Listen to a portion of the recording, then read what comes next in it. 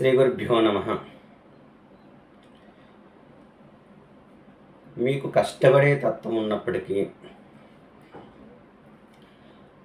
మీకున్న పరిస్థితుల వల్ల లేదా మీకున్న ఇబ్బందుల వల్ల మీకు ఆర్థిక సమస్యలు ఎక్కువగా ఉంటే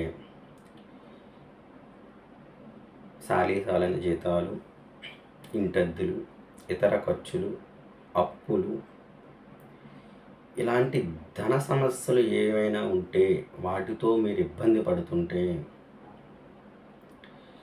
సంపాదించాలని ఆశ మీకుంటే, శక్తి మీకుంటే, కష్టపడే గుణం మీకుంటే నేను చెప్పేది మీకు చాలా బాగా ఉపయోగపడుతుంది. ఇది కష్టపడే తత్వం ఉన్న వాళ్ళకి మాత్రమే. కష్టపడే తత్వం ఉంది కానీ అవకాశాలు లేక ఇబ్బంది పడేవారు వారికి ఇది అద్భుతంగా పనిచేస్తుంది. గురువారం రోజున మట్టి పిడత తెచ్చుకోండి. ఎరుపు రంగులో ఉండాలి, నలుపు కాదు. మట్టి కుండ ఎరుపు రంగులో ఉన్నది, చిన్నది పిడత ఈ సైజు వస్తుంది, చిన్నది. అది తెచ్చుకొని గురువారం రోజు శుభ్రంగా కడిగి చక్కగా ఆరబెట్టేయండి. తర్వాత స్వచ్ఛమైన ఆవు పాలు, నాటు ఆవు పాలలో కాస్త సింధూరం వేసి ఆ కుండ నిండా రాసేయండి. సింధూరంలో కొద్దిగా ఆవు పాలు వేసి ఆ మట్టి కుండ, ఎరుపు రంగు కుండ ఏదైతే ఉందో దాని చుట్టూ రాసేసి కుంకుమ బొట్లు పెట్టి ఆ కుండ లోపల ధూపాన్ని పొగ వేసి మీ పూజా మందిరంలో పెట్టేయండి. గురువారం ఇదంతా చేశారు కదా. శుక్రవారం రోజున ఆ కుండలో ఎంతైతే పడుతుందో అంత పట్టు తేనె పూర్తిగా వేసేయండి. పైదాకా నిండుగా వేసేయాలి. వేసేసి ఆ కుండకి లక్ష్మీదేవిగా భావన చేసుకుని, మీ పూజా మందిరంలోనే ఉంది కాబట్టి చక్కగా ధూపదీప నైవేద్యాలు అన్నీ చెల్లించేసి ఆ తేనె వేసిన మట్టి కుండ ఏదైతే ఉందో దాన్ని జాగ్రత్తగా తీసుకుని, జనసంచారం లేని ప్రదేశం, నిర్మానుష్యంగా ఉండాలి, ఎవ్వరూ ఉండకూడదు. అలాంటి ప్రదేశానికి వెళ్ళి ఆ కుండని, పట్టు తేనె వేసిన ఆ కుండని అక్కడ పెట్టేసి నమస్కారం చేసుకుని, అమ్మ, నాకు కష్టపడే తత్వం ఉంది కానీ మంచి అవకాశాలు రావటం లేదు. నేను నా కుటుంబాన్ని పోషించుకోవాలి.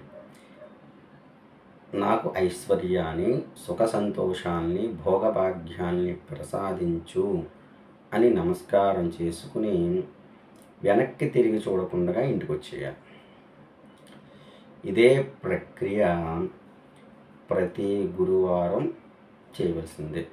గురువారం కుండ తెచ్చుకొని చక్కగా శుద్ధి చేసుకుని సింధూరంలో కాస్త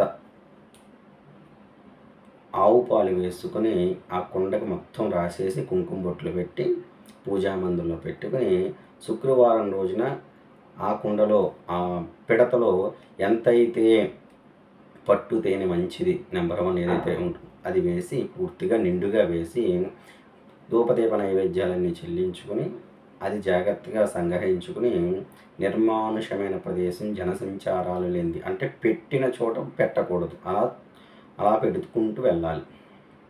అలా 9 కానీ 11 సార్లు కానీ నేను చెప్పిన ప్రక్రియ చెయ్యండి. ఈ తేనెకుండ, ఈ తేనె పిడత ఎప్పుడైతే పెట్టారో అక్కడ చెప్పుకునే దాన్ని బట్టే మీకు ఉంటుంది. నేను కష్టపడగలను, కష్టపడే శక్తి నాకుంది, నాకు ఐశ్వర్యాన్ని ప్రసాదించండి, నాకు మంచి అవకాశాలు కల్పించండి అమ్మా అని దండం పెట్టుకుని వెనక్కి తిరిగి చూడకుండా వచ్చేయటం ఇంటికి. ఇలా 9 కానీ అవకాశం ఉన్నవారు 11 సార్లు ఈ ప్రక్రియ చేసి చూడండి. మీరే ఆశ్చర్యపోతారు. మీ జాతకంలో ఎలాంటి దోషాలు ఉన్నా సరే, మీకు ఎలాంటి కర్మ ప్రారంధాలు ఉన్నా సరే ఇది చాలా బాగా పనిచేస్తుంది. దేవత అనుగ్రహంతో పాటుగా అంతరిక్ష దేవతల యొక్క అనుగ్రహం కూడా చక్కగా కలుగుతుంది. ఎవరో ఒకరు మంచి దారి మీకు చూపిస్తారు. మానవ రూపంలో చక్కనైన మంచి అవకాశాలు మీకు కల్పిస్తారు. మర్చిపోకుండా చెయ్యండి. మంచి అవకాశాలతో చక్కగా మీరు మీ కుటుంబ సభ్యులంతా కూడా సుఖ సంతోషాలతో భోగభాగ్యాలతో ఉంటారు. శుభమస్తు. సర్వత్రా విజయోస్తు.